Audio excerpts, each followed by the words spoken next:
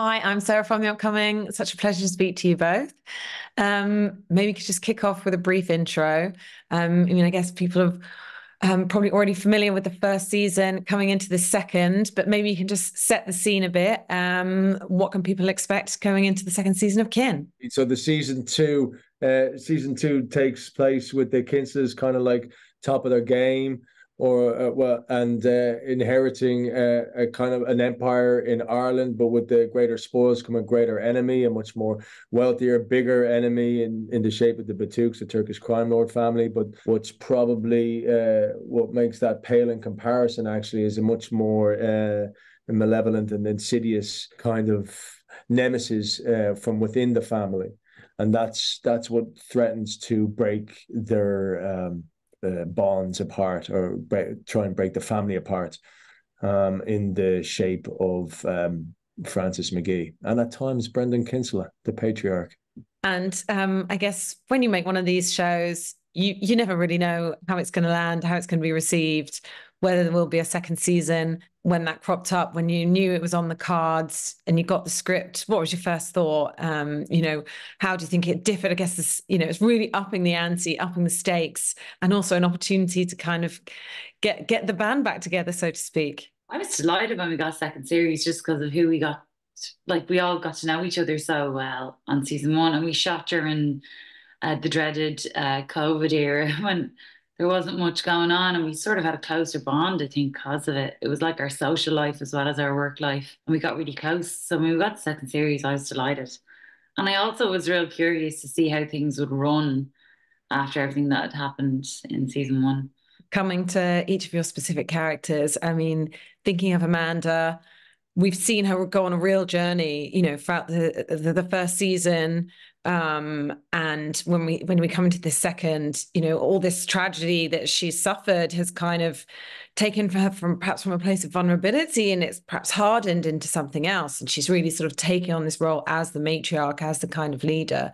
What was it like for you, kind of digging into that character, and how did you kind of see her and play her in that way? It feels like she just solidified some more business skills and got like really into that.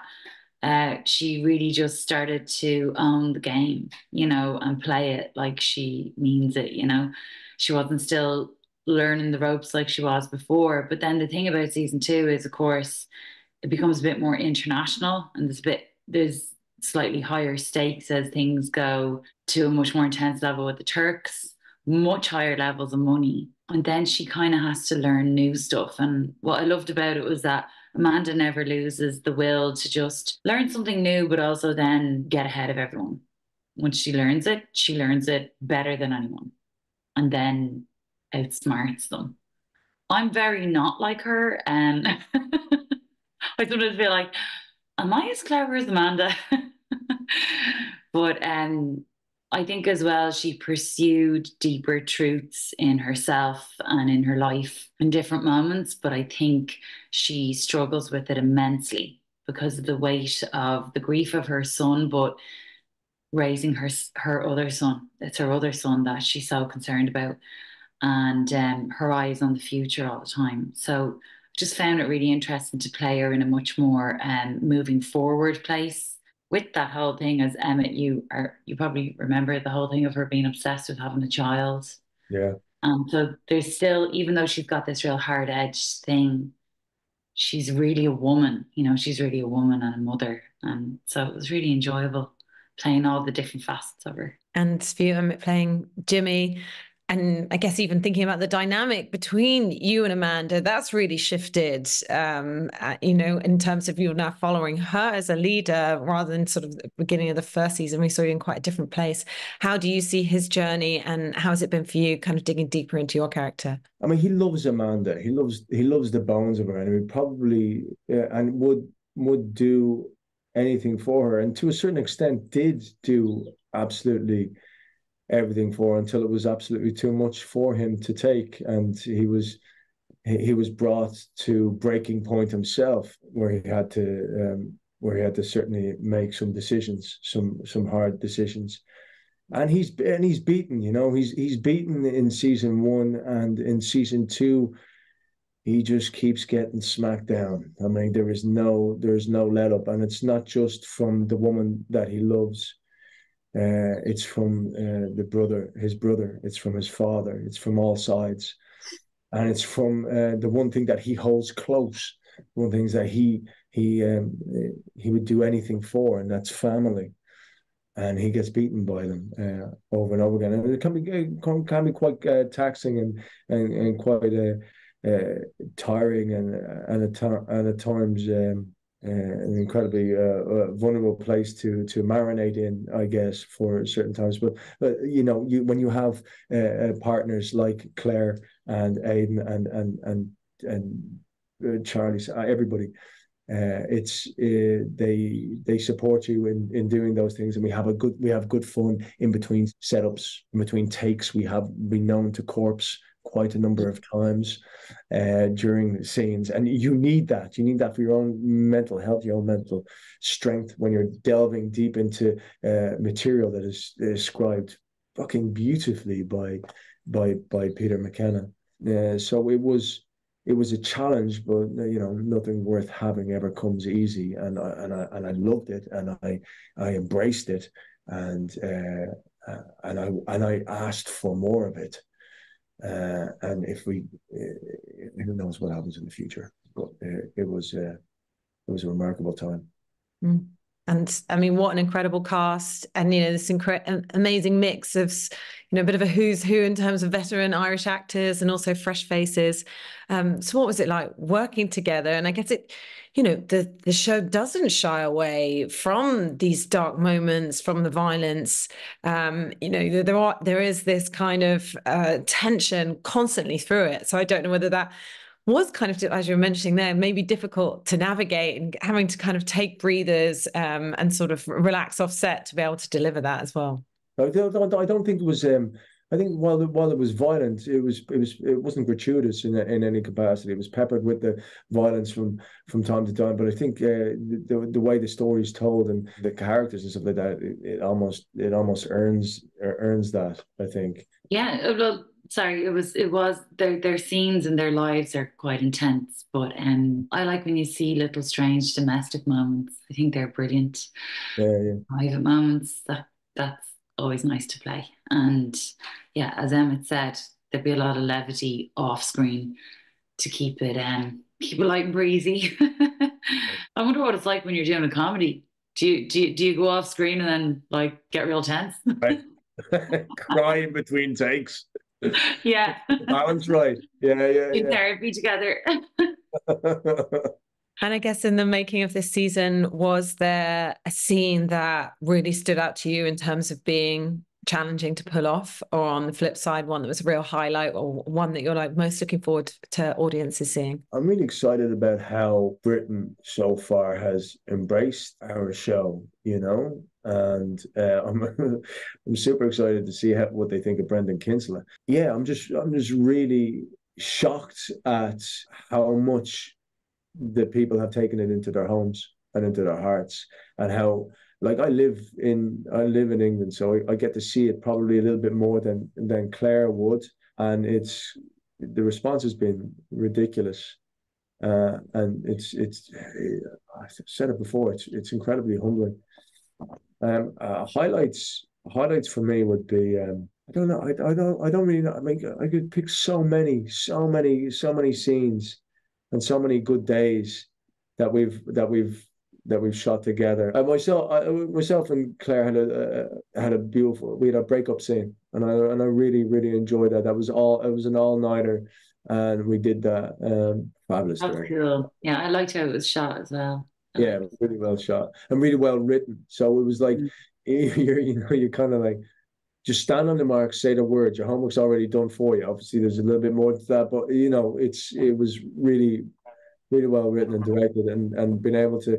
And I think Claire said recently, I don't know whether you said it here or the previous interview, but we knew that we were separating. We knew that we were drifting apart from each other. So we kind of savored the scenes that we had left, and we're like, oh my God, only a couple more left. And each time it got a little bit more important, just for us as friends, as well as for Amanda and Jimmy. it's really rewarding to be able to look back on something and go, yeah, that was all right, you know. And when you're acting opposite Claire, you're given the freedom and the safety to be able to do whatever it is you want, and hopefully she feels the same way back. But it was really lovely to dance with her. And in terms of the takeaways from the show, I guess it's showing this really sort of dark underbelly, you know, of these criminal families, but you are so absorbed by the characters and the dynamics. And at the heart of it, it is about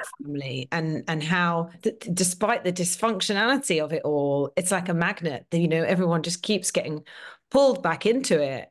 So, you know, what do you think people can take away from watching it in that sense? What do you think the heart of the show is about?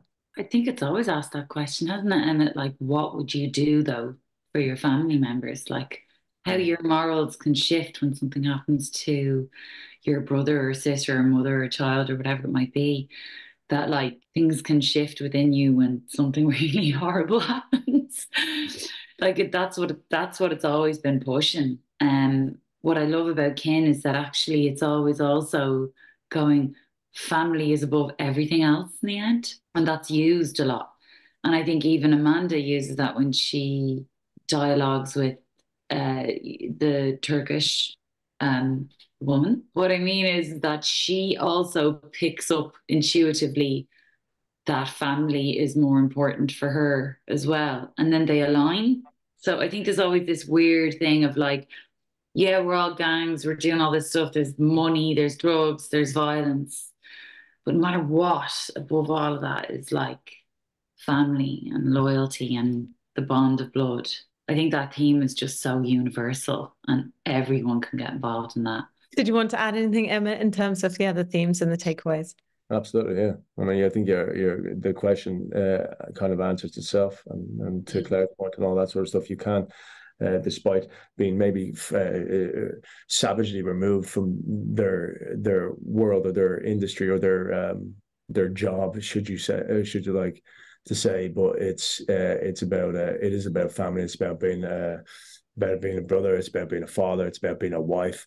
A lot of people can relate to these sort of things. In season one, there was the horrific incident of where Amanda and Jimmy's son is brutally slain down in a mistaken identity or a stray bullet, as it was, and having to we did the scene, having to do the memorial in the church and stuff like that, and it can be really, anybody can, like, as a parent, I've got 3 kids, and I remember turning around to my dad before my daughter was born 21 years ago, and I said, Dad, what's it like to be a dad? And he picked up his Guinness, took a sip, and just went, vulnerable. He said one word, and he said vulnerable, and it's true. That's as a parent, that's what you feel. You feel this intense vulnerability, and you know, you try and prepare your kids for the best possible life, a life that you'll never get to see them finish, and that's the best case scenario. That's the fucking best case scenario. So I get all that, and when it pulls in those kind of, I think that's also a universal thing. I think we can all relate to that. We can all mourn for the loss of a kid, which is unimaginable, and we can all support the fact that you would do anything for your loved one. It's just, yeah. I think you can take that away, and that's just the human level of that is I think you can connect with that kind of stuff. My son's only 3, and I was watching that scene, and I was like, you know, that instinct of just, you want to protect your son. Well. And he bit my arm just today. There you go. Is your son controlled? Is he good? Oh, he's a complete nightmare, but love him anyway. Yeah. When they're asleep at night, you're going, oh my God, you're amazing.